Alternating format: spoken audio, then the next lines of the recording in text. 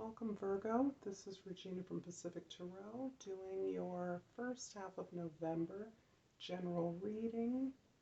I have already laid out your cards in a horoscope reading, and I'm going to start by reading the bottom of the deck.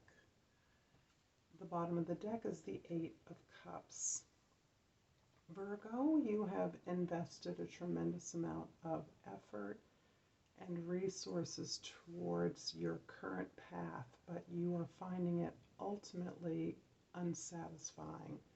This is you having outgrown a situation, having exhausted the emotional resonance of a situation, and moving away to find meaning and significance elsewhere. And now we're going to start with the first house. The first house is the Knight of Wands. The Knight of Wands gives you an incredible amount of inspirational drive and energy. I see you exploring a new possibility, a new path, or having a very clear idea of the direction that you want to go in, away from this past, away from this experience, this situation that you no longer feel attached to. This gives you the focus, the creative will and exploration, the inspiration to move in a new direction. So you're off on a new adventure. The second house, the Two of Pentacles, indicates that I see you juggling the old and the new, the past and the present, leading to the future. So you really see yourself processing and evolving an old experience of reality with a new construction of a more desired reality in your material experience. So this is where you are looking to stabilize your material world, your physical environment, so that you are more stable and more secure. The third house, the Queen of Swords, is where you are processing and communicating your ideas. In fact, the Queen of Swords shows you to be teaching in a way, teaching about your perspective in a way that allows you to step back and externalize or objectify the ideas and the thoughts that are creating the reality that you wish to create. I see you communicating very strongly and intimately with others about changes that you want to make, about new ideas or new ways of thinking about your experiences, your life experiences, your intimate relationships, sharing those new thoughts, quizzing out, unpacking a set of assumptions that you've had, and looking towards building, sharing, and teaching new ideas and new perspectives. In the fourth house, you have the Ace of Pentacles, and this is really reinforcing your desire to establish a new reality, to build a new reality for yourself. The Ace of Pentacles is repeated in your 8th house, so this very much is adhering to your home, your domestic space, your family, perhaps a family of origin, and a new opportunity you have in a significant relationship or a significant partnership.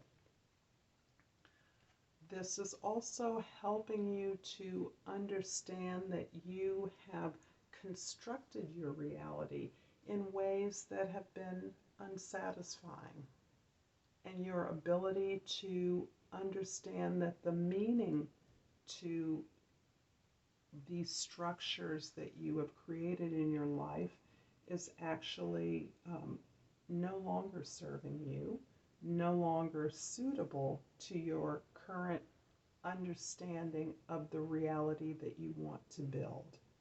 This is a beautiful card for a new opportunity to build physical and material abundance and to start a major project, a major new beginning in a relationship or in a home situation. A domestic situation is new, a new home, a new foundation that is grounded in a real reality, in a new reality. The fifth house is where you're creating and where you're creating with your peers. The Nymph of Swords is the Page of Swords, and this shows you willing to learn and objectify your thoughts. This is as you're sharing your thoughts with others in a more conventional setting or an intimate setting. You are personally joining with others to do this very work on behalf of something that you are creating and building. So you are unpacking the ideas that you want to use to tool this new creation. You are standing back and understanding that by changing or realigning your thoughts with your new desired destination, you are actually opening yourself up to sharing and having a discourse around these new ideas. So this is a strong emphasis on discourse, on dialogue, on learning, teaching, sharing in a setting among peers, intimates. A student-teacher relationship is showing you to be perhaps creating a new body of research, a new body that you then, Virgo, can be writing about. A new direction of your research or new exploration that is taking you into writing and collaborating about a new set of experiences you wish to build. The sixth house is the way in which you take care of yourself and you stay efficient and productive. And the Three of Cups is indicating a lot of emotional support. You have a strong body of co-workers, peers, others that you work with, collaborators, family members, people that do the work that you do and are able to not only support your efforts, your expanding efforts, but to help you recognize the celebration that your work has caused. So there's a new sense of celebration, satisfaction, and recognition of your progress and the collaborative vehicle that you are creating. The seventh house, your significant others, is the Four of Pentacles. And the Four of Pentacles is indicating a certain amount of guardedness that you have as you explore these new relationships in this new direction in which you move. Your practicality, Virgo, in some ways makes it difficult for you to release or to open up as you are looking for new opportunities and resources. You have gained and stabilized your material foundation in such a way that it is difficult for you to not want to protect what you already have. So the protecting can mean the inability to utilize the resources you have by wanting to protect them. You're not opening up to receive a new opportunity that is right in front of you. And this new opportunity is very much about the strong partnership that you are embarking upon. This new partnership can be a new project, new work, but you are having difficulty trusting that this new opportunity will not cause you further loss, that will not contribute to a sense of loss or even stagnation. So you're holding yourself back here, I see, in relationship. Something you have you're not willing to let go of, or it isn't willing to let you go. And this is preventing you from being able to move forward, to step into this new experience, this new opportunity fully. The eighth house is again the Ace of Pentacles, and I spoke a little bit earlier about this new partnership opportunity.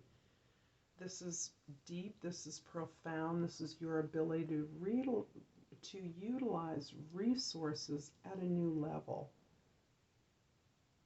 The ninth house is where your spiritual and cultural values, philosophical values are being expressed. This is you as the teacher, and the Spirit of Pentacles, the King of Pentacles, is showing you to have mastered your material resources and to be in a position of modeling and sharing that for others. In fact, I actually see you organizing a greater effort to concretize a curriculum, writing a book, creating a thing, something expressive, building something creatively, but also manifesting, concretizing something that does exist as an inspiration, bringing that down to earth, generating more resources for others. The 10th house is where others see you, where you are in the world, your position. The 10 of Swords is really emphasizing the end of a long and difficult journey. And this is really describing more of the investment that you've made, that you are now feeling that you have outgrown. And part of that effort is really releasing, looking at the incredible body of work and research that you have created, this incredible body of effort, this project that you've built, something that you have built that you now are understanding does not quite, it answers a question that is now no longer relevant. You are moving on to a new set of inquiries here, a new body of knowledge, a new way of looking at the knowledge that you have gathered so that you can move to a new level of meaning, releasing your attachment, your ideas that are attached to the work that you've done, and really looking to let go of this body of knowledge and find new meaning by externalizing your thoughts, those patterns of behaviors that have led to your understanding of a situation in a way that feels less satisfying, that has not met its potential. The 11th house is reclamation card in this deck is the Devil in other decks. Reclamation is about, for me in this reading, it's about your understanding that you have chosen a certain path. A path perhaps that is bound in less information, that holds you to an expectation of meeting the needs of others. This expectation is one that you have freely given to others, to allow, you have given your power to others to define your success, to define your efforts.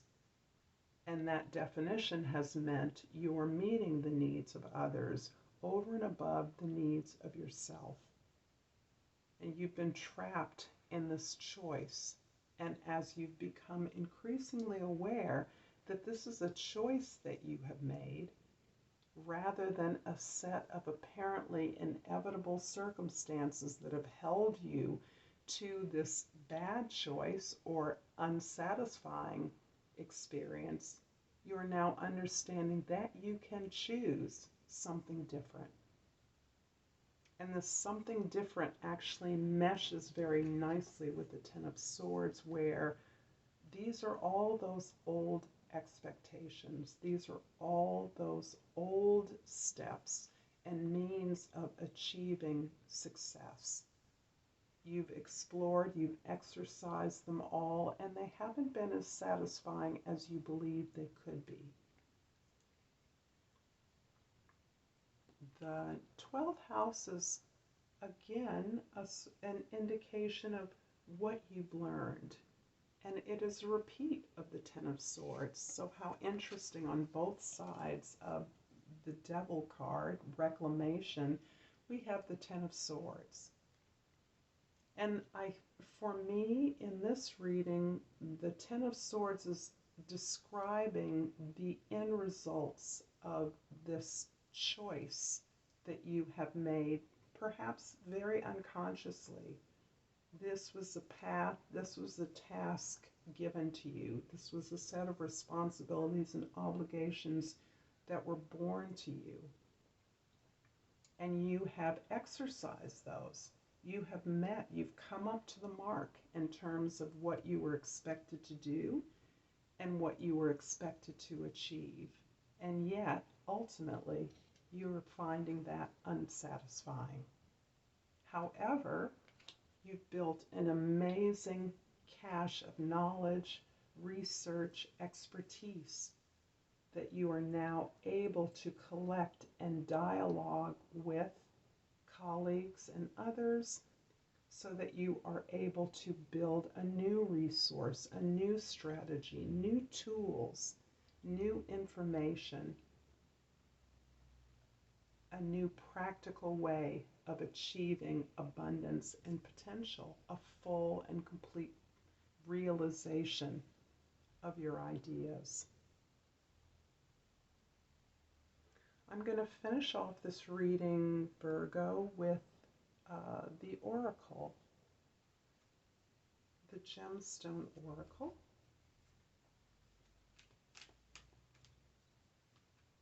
And what does Virgo need to know for the second half of November? Wow, I've never pulled this one before.